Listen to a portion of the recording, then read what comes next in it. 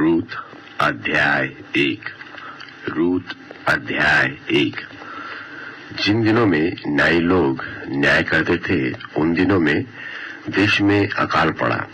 तब यहूदा के बेथलहेम का एक पुरुष अपनी स्त्री और दोनों पुत्रों को संग लेकर मोआब के देश में परदेशी होकर रहने के लिए चला।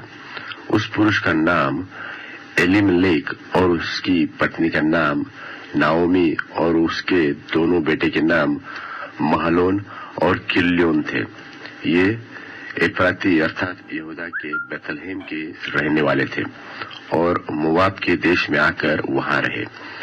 और नाओमी का पति एलीमेलेक मर गया और नाओमी और उसके दोनों पुत्र रह गए और इन्होंने एक एक मोआबिन ब्याह ली। एक स्त्री का नाम तो ओरपा था और दूसरी का नाम रूत था। फिर वे वहां कोई 10 वर्ष रहे। जब महलोन और किल्योन दोनों मर गए तब नाओमी अपने दोनों पुत्रों और पति से रहित हो गई। तब वह मोआब के देश में यह सुनकर कि यहोवा ने अपनी प्रजा के लोगों की सुधि लेके उन्हें भोजन वस्तु दी है, उस देश से अपने दोनों बहुओं समेत लौट जाने को चली। तब वह अपनी दोनों बहुओं समेत उस स्थान से जहां रहती थी निकली और वे यहूदा देश को लौट जाने का मार्ग ले लिया। तब नाओमी ने अपनी दोनों बहुओं से कहा, तुम अपने अपने मैके लौट जाओ और जैसे तुमने उनसे जो मर गए हैं और मुझसे भी प्रीति की है वैसे ही यहोवा तुम्हारे ऊपर कृपा करे। यहोवा ऐसा करे कि तुम फिर पति करके उनके घरों में विश्राम पाओ। तब उसने उनको चूमना और वे चिल्ला चिल्लाकर रोने लगी और उससे कहा, निश्चय हम तेरे संग तेरे लोगों के पास चलेंगे। नाओमी ने कहा, हे मेरी बेटियों, लौट जाओ। तुम क्यों मेरे संग चलो? क्या मेरी कोख में और पुत्र है जो तुम्हारे पति हो? हे मेरी बेटियां, लौटकर चली जाओ, क्योंकि मैं पति करने को बूढ़ी हूँ। और चाहे मैं कहती भी कि मुझे आशा है और आज की रात मेरे पति होता भी और मेरे पुत्र भी होते तो भी क्या तुम उनके सयाने होने तक आशा लगाए ठहरी रहती और उनके निमित्त पति करने से रुकी रहती? हे मेरे बेटियों, ऐसा न हो, क्योंकि मेरा दुख तुम्हारे दुख से बहुत बढ़कर है। देखो, यहोवा का हाथ मेरे विरुद्ध उठा है।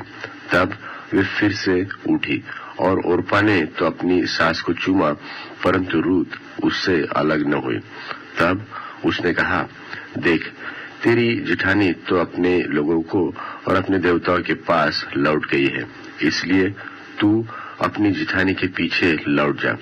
रूत बोली, तू मुझसे यह विनती न कर कि मुझे त्याग, वह छोड़कर लौट जा, क्योंकि जिधर तू जाए उधर मैं भी जाऊंगी, जहां तू टिके वहां मैं भी टिकूंगी। तेरे लोग मेरे लोग होंगे और तेरा परमेश्वर मेरा परमेश्वर होगा। जहां तू मरेगी वहां मैं भी मरूंगी और वही मुझे मिट्टी दी जाएगी। यदि मृत्यु छोड़ और किसी कारण मैं तुझसे अलग हो जाऊं तो यहोवा मुझसे वैसा ही वरन उससे भी अधिक करे।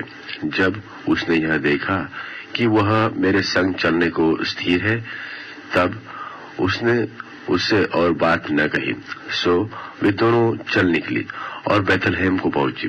और उनके बेथलहेम में पहुंचने पर कुल नगर में उनके कारण धूम मची और स्त्रियां कहने लगी, क्या यह नाओमी है? उसने उससे कहा, मुझे नाओमी न कहो, मुझे मारा कहो, क्योंकि सर्वशक्तिमान ने मुझको बड़ा दुख दिया है। मैं भरी पूरी चली गई थी, परंतु यहोवा ने मुझे छूछी करके लौटाया है। सो जबकि यहोवा ही ने मेरे विरुद्ध साक्षी दी और सर्वशक्तिमान ने मुझे दुख दिया है, फिर तुम मुझे क्यों नाओमी कहती हो? इस प्रकार नाओमी अपनी मोआबिन बहू रूत के साथ लौटी, जो मोआब देश से आई थी, और वे जो कटने के आरंभ के समय बेथलहेम में पहुंची। रूत अध्याय 2। रूत अध्याय 2। नाओमी के पति एलीमेलेक के कुल में उसका एक बड़ा धनी कुटुंब था जिसका नाम बोआज था। और मोआबिन रूत ने नाओमी से कहा, मुझे किसी खेत में जाने दे कि जो मुझ पर अनुग्रह की दृष्टि करे, उसके पीछे पीछे मैं सिला बिनती जाऊं। उसने कहा, चली जा बेटी। सो वह जाकर एक खेत में लवने वालों के पीछे बीनने लगी। और जिस खेत में वह संयोग से गई थी वह एलीमेलेक के कुटुंबी बोआज का था। और बोआज बेथलेहम से आकर लवने वालों से कहने लगा, यहोवा तुम्हारे संग रहे। और वे उससे बोले, यहोवा तुझे आशीष दे। तब बोआज ने अपने उस सेवक से जो लवने वालों के ऊपर ठहराया गया था पूछा, वह किसकी कन्या है? जो सेवक लवने वालों के ऊपर ठहराया गया था उसने उत्तर दिया, वह मोआबिन कन्या है जो नाओमी के संग मोआब देश से लौट आई है। उसने कहा था, मुझे लवने वालों के पीछे पीछे पुलों के बीच बिनने और बाले बटोरने दे। तो वह आई और भोर से अब तक वह यही है, केवल थोड़ी देर तक घर में रही थी। तब बोआज ने रूत से कहा, हे मेरे बेटी, क्या तू सुनती है? किसी दूसरे खेत में बिनने को न जाना, मेरी ही दासियों के संग यही रहना। जिस खेत को वे लवती हो उसी पर तेरा ध्यान बंधा रहे और उन्हीं के पीछे पीछे चला जाना। क्या मैंने जवानों को आज्ञा नहीं दी कि तुझसे न बोले? और जब जब तुझे प्यास लगे तब तक तू बर्तनों के पास जाकर जवानों का भरा हुआ पानी पीना। तब वह भूमि पर झुककर मुंह के बल गिरी और उसने उससे कहा, क्या कारण है कि तूने मुझ परदेशिन पर अनुग्रह की दृष्टि करके मेरी सुधि ली?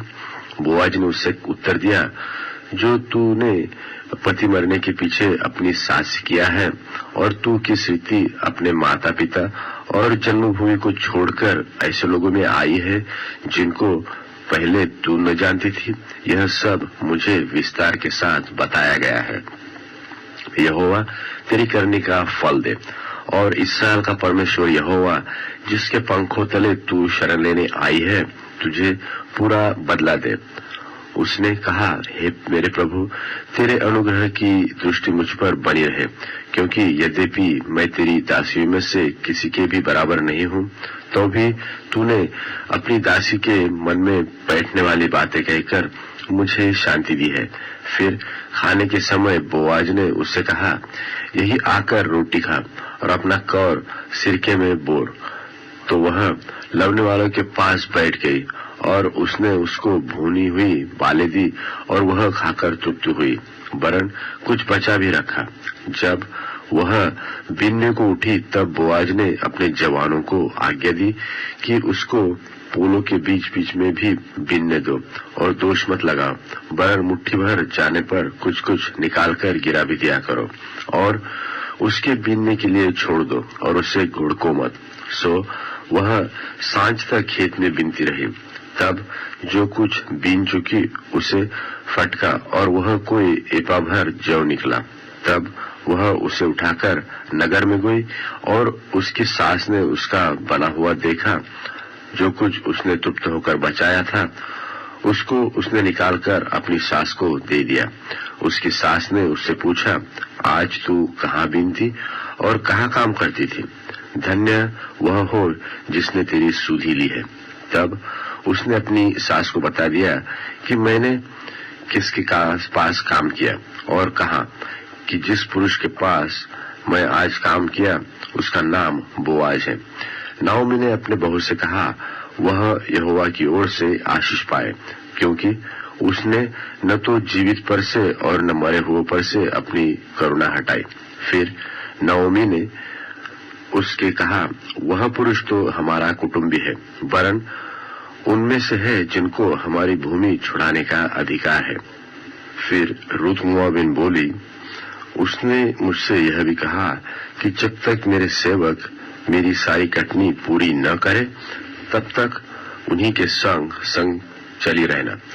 नाओमी ने अपनी बहू रूत से कहा, मेरी बेटी, यह अच्छा भी है कि तू उसकी दासियों के संग संग जाया करे और वे तुझसे दूसरे खेत में न मिले।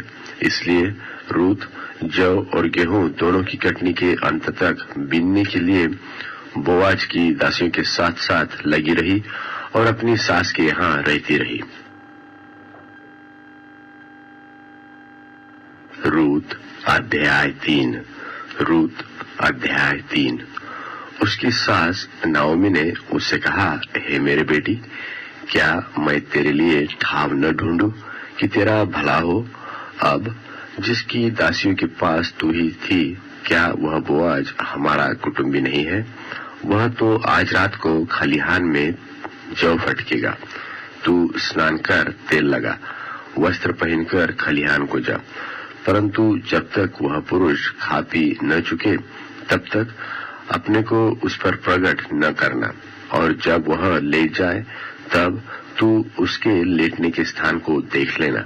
फिर भीतर जा, उसके पांव उघाड़ के लेट जाना, तब वही तुझे बताएगा कि तुझे क्या करना चाहिए। उसने उससे कहा, जो कुछ तू कहती है वह सब मैं करूंगी। तब वह खलिहान को गई और अपनी सास की आज्ञा के अनुसार ही सब कुछ किया। जब बोआज खा पी चुका और उसका मन आनंदित हुआ, तब जाकर राशि के एक सिरे पर लेट गया। तब वह चुपचाप गई और उसके पांव उघाड़ के लेट गई। आधी रात को वह पुरुष चौंक पड़ा और आगे की ओर झुककर क्या पाया कि मेरे पांव के पास कोई स्त्री लौट लेटी है। उसने पूछा, तू कौन है? तब वह बोली, मैं तो तेरी दासी रूत हूँ। तू अपनी दासी को अपनी चद्दर ओढ़ा दे, क्योंकि तू हमारी भूमि छुड़ाने वाला कुटुंबी है। उसने कहा, हे बेटी, यहोवा की ओर से तुझ पर आशीष हो, क्योंकि तूने अपनी पिछली प्रीति पहली से अधिक दिखाई, क्योंकि तू क्या धनी क्या कंगाल किसी जवान के पीछे नहीं लगी। इसलिए अब हे मेरी बेटी, मत डर।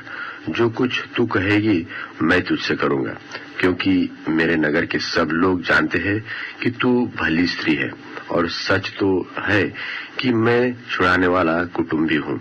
तो भी एक और है जिसे मुझसे पहले ही छुड़ाने का अधिकार है।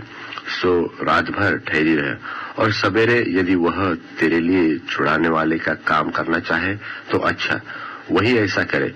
परंतु यदि वह तेरे लिए छुड़ाने वाले का काम करने को प्रसन्न न हो, तो यहोवा के जीवन की शपथ, मैं ही वह काम करूंगा। भोर तक लेटी रहे। तब वह उसके पांव के पास भोर तक लेटी रही, और उससे पहले कि कोई दूसरे को चिन्ह सके वह उठी और बोआज से कहा, कोई जानने न पाए कि खलिहान में कोई स्त्री आई थी। तब बोआज ने कहा, जो चद्दर तू ओढ़े है उसे फैलाकर थाम ले। और जब उसने उसे थामा, तब उसने 6 नपुए जौ नापकर उसको उठा दिया। फिर वह नगर में चला गया। जब रूत अपनी सास के पास आई, तब उसने पूछा, हे बेटी, क्या हुआ? तब जो कुछ उस पुरुष ने उससे किया था वह सब उसने उसे सुनाया। फिर उसने कहा, यह 6 नपुए जौ उसने यह कहकर मुझे दिया कि अपनी सास के पास छूछे हाथ मत जा। उसने कहा, हे मेरी बेटी, जब तक तू आने की इस बात का कैसा फल निकलेगा तब तक चुपचाप बैठी रहे, क्योंकि आज उस पुरुष को यह काम बिना निपटाए चैन न पड़ेगा। रूत अध्याय 4। रूत अध्याय 4। तब बोआज फाटक के पास जाकर बैठ गया, और जिस छुड़ाने वाले कुटुंबी की चर्चा बोआज ने की थी वह भी आ गया। तब बोआज ने कहा, हे फुलाने, इधर आकर यही बैठ जा। तो वह उधर जाकर बैठ गया। तब उसने नगर के 10 वृद्ध लोगों को बुलाकर कहा, यही बैठ जाओ। वे भी बैठ गए। तब वह उस छुड़ाने वाले कुटुंबी से कहने लगा, नाओमी जो मोआब देश से लौट आई है, वह हमारे भाई एलीमलेक की एक टुकड़ा भूमि बेचना चाहती है। इसलिए मैंने सोचा कि यह बात तुझको जताकर कहूंगा कि तू उसको इन बैठे हुओं के सामने और लोगों के इन वृद्ध लोगों के सामने मोल ले, और यदि तू उसको छुड़ाना चाहे तो छुड़ा, और यदि तू छुड़ाना न चाहे तो मुझे ऐसा ही बता दे कि मैं समझ लूं, क्योंकि मुझे छोड़ उसके छुड़ाने का अधिकार और किसी को नहीं है, और तेरे बाद मैं हूं। उसने कहा, मैं उसे छुड़ाऊंगा। फिर बोआज ने कहा, जब तू उस भूमि को नाओमी के हाथ से मोल ले, तब उसे रूत मोआबिन के हाथ से भी, जो मरे हुए की स्त्री है, इस मनसा से मोल लेना पड़ेगा कि मरे हुए का नाम उसके भाग में स्थिर कर दे। उस छुड़ाने वाले कुटुंबी ने कहा, मैं उसको छुड़ा नहीं सकता, ऐसा न हो कि मेरा निज भाग बिगड़ जाए, इसलिए मेरा छुड़ाने का अधिकार तू ले ले, क्योंकि मुझसे वह छुड़ाया नहीं जाता। अगले समय में इस्राएल में छुड़ाने और बदलने के विषय में सब पक्का करने के लिए यह व्यवहार था कि मनुष्य अपनी जूती उतार के दूसरे को देता था। इस्राएल में गवाही इसी रीति होती थी। इसलिए उस छुड़ाने वाले कुटुंबी ने बोआज से यह कहकर कि तू उसे मोल ले अपनी जूती उतारी। तब बोआज ने वृद्ध लोगों और सब लोगों से कहा, तुम आज इस बात के साक्षी हो कि जो कुछ एलीमलेक का और जो कुछ किल्योन और महलोन का था, वह सब मैं नाओमी के हाथ से मोल लेता हूँ। फिर महलोन की स्त्री रूत मोआबिन को भी मैं अपनी पत्नी करने के लिए इस मनसा से मोल लेता हूँ कि मरे हुए का नाम उसके निज भाग पर स्थिर करूं। कहीं ऐसा न हो कि मरे हुए का नाम उसके भाइयों में से और उसके स्थान के फाटक से मिट जाए। तुम लोग आज साक्षी ठहरो। तब फाटक से पास जितने जो लोग थे, उन्होंने और वृद्ध लोगों ने कहा, हम साक्षी है। यह जो स्त्री तेरे घर में आती है, उसको यहोवा इस्राएल के घराने की दो उपजने वाली राहेल और लिया के समान करे, और तू एप्राता में वीरता करे और बैतलहम में तेरा नाम हो, और जो संतान यहोवा इस जवान स्त्री के द्वारा तुझे दे, उसके कारण से तेरा घराना पेरेस का सा हो जाए। और तामार से यहूदा के द्वारा उत्पन्न हुआ। तब बोअज ने रूत को ब्याह लिया और वह उसकी पत्नी हो गई, और जब वह उसके पास गया, तब यहोवा की दया से उसको गर्भ रहा और उसके एक बेटा उत्पन्न हुआ। तब स्त्रियों ने नाओमी से कहा, यहोवा धन्य है कि जिसने तुझे आज छुड़ाने वाले कुटुंबी के बिना नहीं छोड़ा। इस्राएल में इसका बड़ा काम हो और बड़ा नाम हो, और यह तेरे जी में जी ले आने वाला और तेरे बुढ़ापे में पालने वाला हो, क्योंकि तेरी बहू जो तुझसे प्रेम रखती और 7 बेटों से भी तेरे लिए श्रेष्ठ है, उसी का यह बेटा है। फिर नाओमी उस बच्चे को अपनी गोद में रखकर उसकी धाई का काम करने लगी, और उसकी पड़ोसिनों ने यह कहकर कि नाओमी के एक बेटा उत्पन्न हुआ है, लड़के का नाम ओबेद रखा। ईशै का पिता और दाऊद का दादा वही हुआ। पेरेस की यह वंशावली है, अर्थात पेरेस से हेस्रोन और हेस्रोन से राम और राम से अम्मीनादाब और अम्मीनादाब से नहशोन और नहशोन से सल्योम और सल्योम से बोआज और बोआज से ओबेद और ओबेद से ईशै और ईशै से दाऊद उत्पन्न हुआ।